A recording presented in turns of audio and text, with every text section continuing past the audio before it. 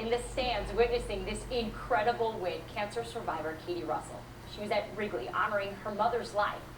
This was the last game, the final ballpark she had to visit on her mission to visit all 30 ballparks around the U.S. Her mother's desire to visit all the ballparks couldn't happen, so Russell was inspired to travel around the country and do it in her memory. From Safeco to Fenway to Petco, she didn't miss one. Joining us live from Chicago right now is Katie Russell. Girl, you did it! How do you feel now that you've accomplished your goal? Great, thank you, Diana, for asking. It's just been a wonderful experience. Was it emotional now that it's over? How does that feel right now? Absolutely. It's hard to put into words what the experience was like last night and finishing all 30 and doing so in Wrigley in such a magical place. Katie, you mentioned you never knew where your mother's love of baseball started. After this journey so far, have you come closer to finding out? You know what? I think the secret lies all in the fans. My mom was a people person, and throughout all my travels across America in all different stadiums, it's really the fans that make the sport and the game. And she really loved people, and I've met a ton of wonderful people throughout this whole experience.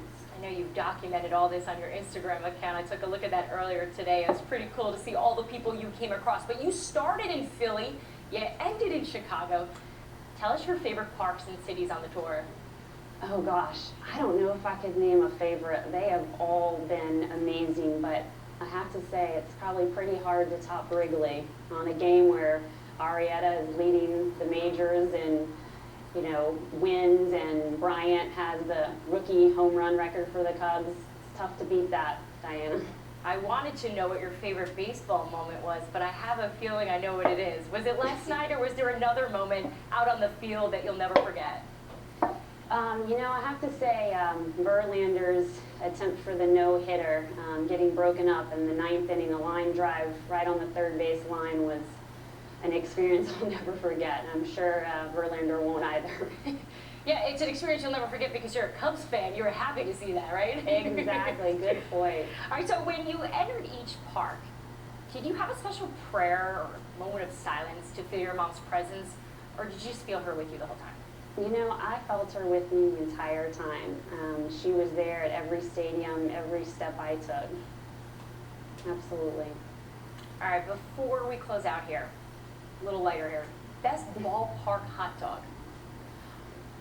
Oh gosh. Did you try the food? Did you get a chance to? Absolutely. I mean, you've got the Dodger dog, you've got the New York dog. Again, Chicago's hot dog's pretty tough to beat. I know you threw out the first pitch last night.